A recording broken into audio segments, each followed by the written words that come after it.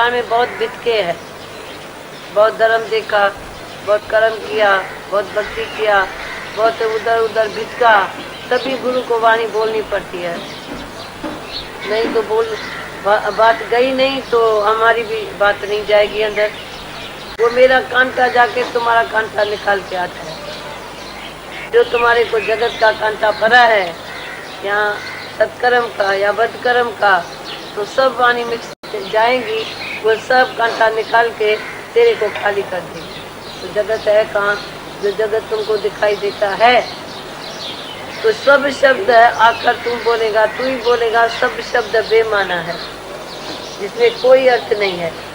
आप जब ये एक दूसरे से बात करते हैं, कुछ उससे फल नहीं निकलता है। जब सत्य वाला कोई बात करे तो सत्य का उपदेश करे स्नान। सत्य के उपदेश से तुमको स्नान करना पड़ेगा, वरना कोई भी तुम स्नान कौन सा, ये पानी से तन धोते मन अच्छा न हो।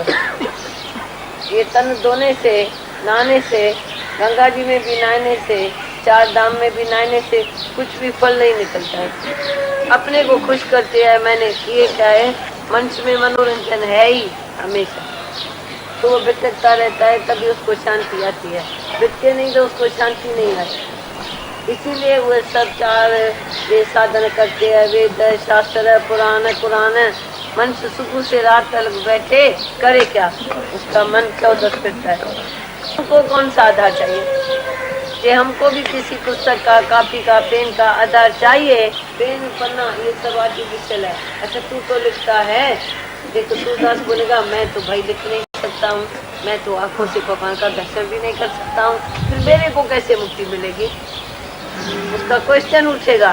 तो तू जरूर बोलेगा तो मैं बराबर लिखते हैं, पर मेरे अंदर में सुजागी नहीं है। तो भगवान क्या करता है, जो सूरदास होता है वो बर्जबान ग्रंथ बोल सकते हैं, बर्जबान वाणी बोल सकते हैं, क्योंकि उसकी इंद्री बड़ी और सुजाग रहती है। भगवान की माया है, कुदरत है, वो क्या करता है, जिसमें एक इंद्री कोई कम है तो दूसरी सुजागी दे देता है। फिर उसको पढ़ने की या दर्शन करने की जरूरत नहीं पड़ती है। वो वाणी से ही, अनुभव से ही ऊंचा उठते हैं। खाली गुरु की वाणी आवाज आसमानी, तो सूरदास को भी गुरु की वाणी चाहिए। एक संत की जो महिमा है कोई नहीं जान सकता है, बिल्कुल नहीं जान सकता है। बेअंत का अंत तत्वदर्शी पाता है। बेअंत था भगवान, बेअंत, सब बेअंत बेअंत करके मर गए। होता है बेअंत का अंत कौन पाएगा? पर जब ये हम भी आत्मा है, वो भी आत्मा है, सब ब्रह्म ही है, तो तत्ववेता तत्वदर्शी इसेंस को जानता है, तत्व को जानता है। तत्वदर्शी तत्व को जानता है, तत्व को जान के सब उसके अंदर अनुभव पूरे का पूरा ज्ञान अंदर में आत्मा के निष्ठा में आ सकता है, आता भी है। पर जो शास्त्र पढ़ लाए वो बिल्कुल मूर्ख है। आज जो भी शास्त्र पढ़ा हुआ है वो अपने को मूर्ख समझे, क्योंकि तू खुद ही पहले आत्मा था, तो तुमको शास्त्र पढ़ने की क्या जरूरत थी? पर आत्मा नहीं जाना तो शास्त्र पढ़ा और अंधा हो गए और मूर्ख बन गया। क्योंकि शास्त्र तुमको इशारा नहीं देगा तो कहाँ तू भूल करता है। गुरु तुमको पकड़ेगा तो ये भूल तुम्हारी है, गेट आउट हो जाओ। तुम करता क्या है, न पीछे न आगे, खाली ऐसे आराम देती है। तो तू जैसे नावल पढ़ता है, तैसे वेद शास्त्र पढ़ता है, तैसे सब कुछ पढ़ता है। पढ़िए जेते पुराण पुराण, पढ़िए जेते मास, पढ़िए जेते आवर्जा, पढ़िए जेते सास, नानक लिखे एक गल और है जखना जाग। जखना जाग है पढ़ने वाले की। तुम देखो बाहर हम पढ़ेंगे तो उसी टाइम इसमें मन गया, अंदर तो नहीं गया ना। हमको टोटली अंदर जाने का है, अपने अंदर भीतर जाने का है। एक इशारा गुरु का लेके, एक उसकी बूंद लेके सागर बन जाए।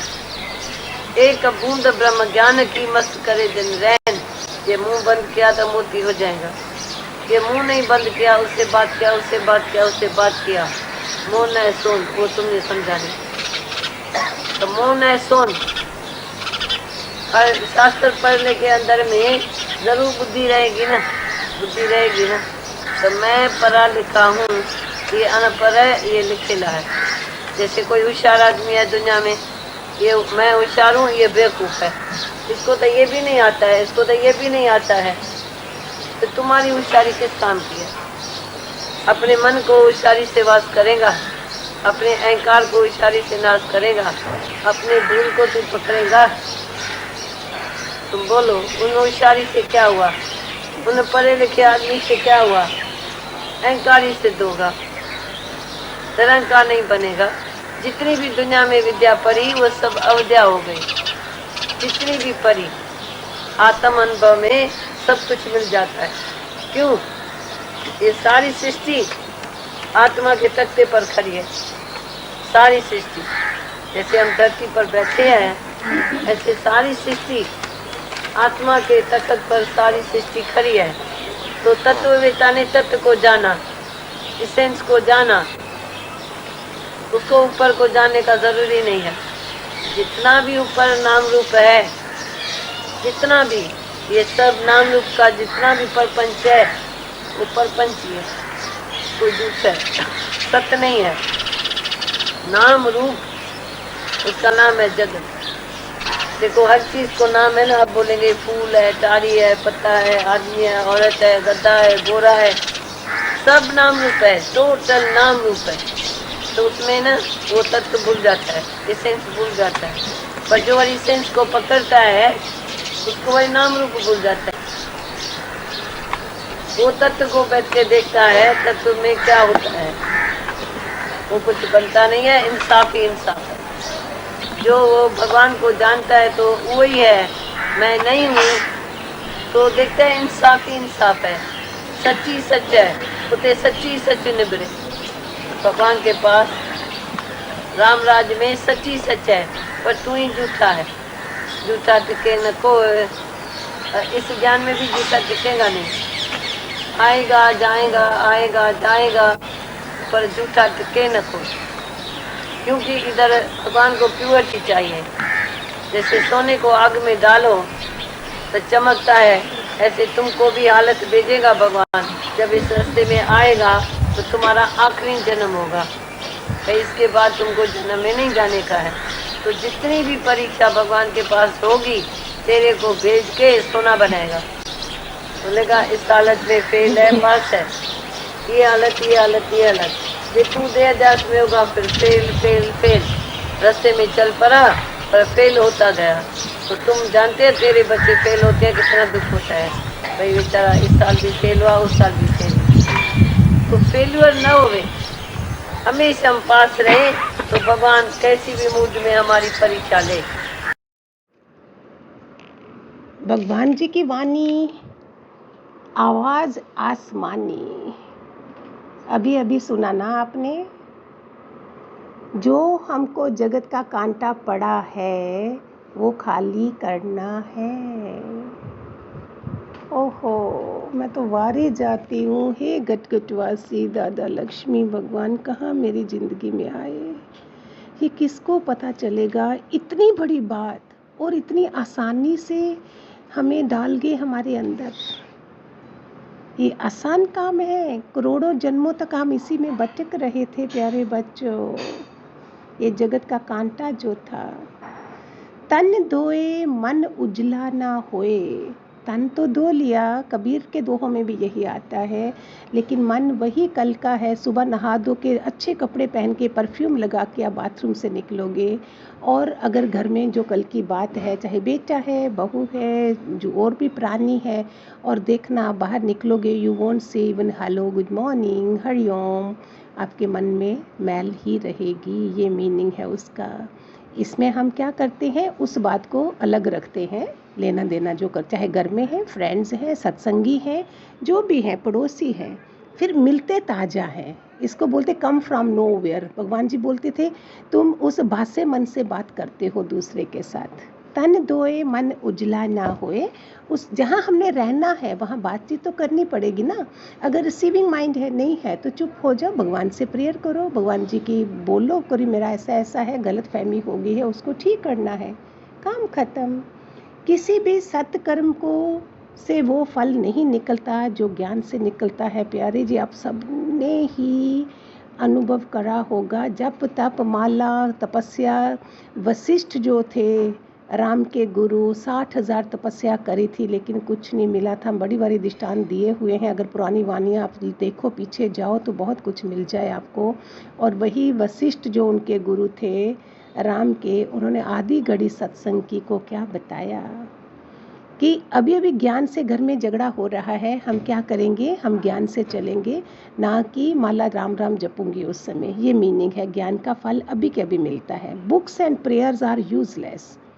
गुरु की वाणी के बाद में ये सब उन्होंने जो किताबें दी हैं वो हमने पढ़ी हैं, अष्टावक्र, ज्ञान प्रकाश, भागवत गीता, सच्चा साथी, योग वशिष्ठ, जितनी भी हैं, अभी तो ज़्यादा ही हो गई, बट उसके बियॉन्ड जो करेंगे वो समझ ही नहीं आएगा। जिसकी एक इंद्री बंद होती है उसको भगवान दूसरी, एक इंद्री बंद होती है उसको भगवान दूसरी तरफ की सुजागी दे ही देता है।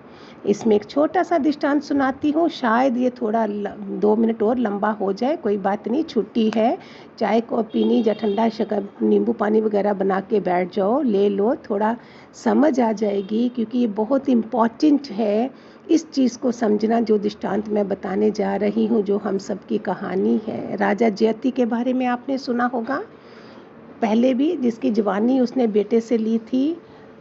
इसको मैं अलग तरीके से बता रही हूँ, जो मैंने दोबारा समझा है। राजा जयति जो था, हज़ारों रानियाँ थी उसकी, बेटे पोते सब थे।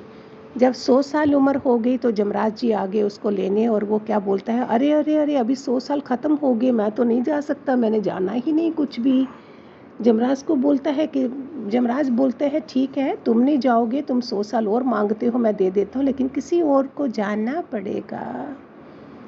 अपने उसके बेटे 70 ईयर 75 तक भी पहुंच गए हैं, लेकिन उसने क्या करा, सबसे छोटा जो पोता दोता कोई था वो 17 साल का था। जमराज को उसने हाँ कर दी, बाकी सबकी गर्दन लचक गई। मैं थोड़ा जल्दी भी बता रही हूँ, आप लोगों के पास टाइम कम होता है, मेरे पास होता है, आपके पास नहीं होता है, छुट्टी भी है, काम भी होता है।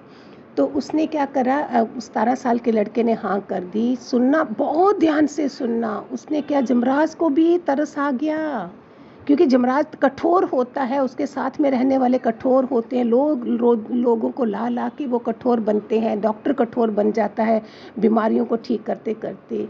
लेकिन उसने उसका बच्चे के कान में बोला, बेटा तेरा बाप 100 साल का है, तेरे बड़े बड़े भाई 70 साल के हैं, लेकिन तुम क्यों हाँ कर रहे हो। सुनना जवाब ध्यान से, इसलिए बोलना पड़ता है, आपकी वृत्ति इधर उधर बिखर जाती है। वो लड़का बोलता है, सुनिए, मैं दूसरों के अनुभव से सुनता हूँ कि समझता हूँ कि मेरे बाप 100 साल तक तृप्त नहीं हुए, मेरे भाई तृप्त नहीं हुए, इसका मतलब अतृप्त ही रहना अच्छा है। इसमें मैं अपनी भी घटना बताती हूँ। मेरे को जैसे ही भगवान जी मिले, मेरा चोला तो भाई की डेथ के बाद बदल गया था। 89 में आई हूँ, 92-93 में ब्रदर को टेररिस्ट ने किल करा था। He was going to become politician, पापा भी पॉलिटिशियन थे, लेकिन उसके बाद मेरी चेंजेस आई। और फिर मेरे पास तुलसी की माला, रुद्राक्ष की माला मुझे शौक था, मैंने पहनी। तो मम्मी बोलते थे, लोग बोलेंगे हमारी लड़की पता नहीं गरीब घर में गई है, कैसी है, ये क्या है सारा। तो मैं मम्मी को जवाब क्या देती थी, मेरी मीरा कहती है कि मेरे कान्हा को यही पसंद है। मीरा महलों में थी, सोने चांदी के ढेर थे, लेकिन वो तुलसी की माला पहन के घूमती थी। मैंने भी इन लोगों से सीखा, अपने लोगों से। वो पहनी है, 10 अंगूठियाँ पहनी है, चेनें पहनी है लोगों को दिखाने के लिए। मैंने सब उतार किया, मेरे पास नहीं था, बहुत था, लेकिन मैंने नहीं पहना। ऐसे ही इस लड़के ने सीखा, मैंने भी ऐसे दूसरों से सीखा। फिर उसने उसको ले गया। फिर 100 साल के बाद दोबारा से आया। ध्यान से सुनना, हर 100 साल के बाद राजा जयति, अगर टाइम होता मैं कभी दोबारा रिपीट कर दूंगी, आराम से एक ही दृष्टांत सुना दूंगी। राजा जयति हर बारी 100 साल मांगता गया, बाकी बेटे जाते गए। फिर आखिरकार 1000 साल हो गए उसके, फिर भी तृप्ति नहीं आई थी। समझ रही हो, it's not a small thing, it's a very big thing, जो हम सबको समझना है इसके बारे में कि ये क्या है। तो फिर क्या हुआ, अभी ये कहानी सिर्फ उसकी नहीं है, राजा जयति की नहीं है। उस बेटे ने उससे समझ लिया, बार बार गिड़गिड़ाया जमराज के आगे, मौत मांगता गया, मात मांगता गया। ऐसे हमें हर बार हम मरे हैं। ये कहानी नहीं मत समझना, ये हमारी ज़िंदगी का सार है, पूरा सूत्र है पूरा, जो भगवान जी ने, दादा भगवान ने, हीरों के व्यापारी थे दादा भगवान। कैसे वो बन गए एक सेकंड में, कैसे उतार दिया, जैसे मीरा ने महल छोड़ दिए। हमें समझना है ना इन सब चीज़ों को। तो इस तरह से हमारे जीवन हुए, हमने हर बारी जिंदगी मांगी लेकिन मौत का पता ही नहीं था इसका। क्या मांग रहे हैं हम? बोलना राम राम करोगे तो कबीर हो जाओगे। दादा भगवान ने हमें क्या सिखाया? पुराने ज़माने में सब बच्चों के नाम परमात्मा के नाम रखते थे कि यही नाम रटते रटते वो वैसा बन जाएगा। आजकल तो क्या है, नाम भी क्या है सबके, हरि बोल बोलते थे वो लोग सारे। कभी राम अगर रखा है तो रावण बनने के चांसेस कम होंगे ना। मुसलमानों के नाम देखो, विष्णु सहस्त्र नाम में, हिंदुओं के भी वही नाम है, मुसलमानों ने भी परमात्मा के नाम पे चलते हैं। तो वो रावण कैसे बनेगा जिसका नाम राम होगा? छोटी छोटी बातें हैं भगवान जी की वाणी की, हमें समझना चाहिए। बेअंत का अंत तत्वदर्शी पाता है। गुरु की वाणी आवाज़ आसमानी, जो भगवान जी ने अभी अभी बताया। शास्त्र हमारी भूल नहीं पकड़ेगा, गुरु बताएगा। क्या करूं मैं, क्या करूं इन दादा लक्ष्मी भगवान का? क्या देते हैं? एक इशारा गुरु का समझ के आगे बढ़ना है। शास्त्र पढ़ के भी बुद्धि और मन तो रहेगा ना। अहंकार करेगा तो जितनी भी विद्या पढ़ी है अविद्या हो जाएगी। क्या क्या बताया उन्होंने। चलो आज संडे है, शायद इस कहानी से भी, भगवान जी के वचनों से हम आत्मचिंतन करें। थोड़ा सा बंद कमरे में जब भी सुनते हो उसके बाद 5 मिनट आत्मचिंतन करा करो। आत्म अनुभव में सब कुछ मिल जाता है। अभी अभी भगवान जी ने बोला कैसेट में, है ना।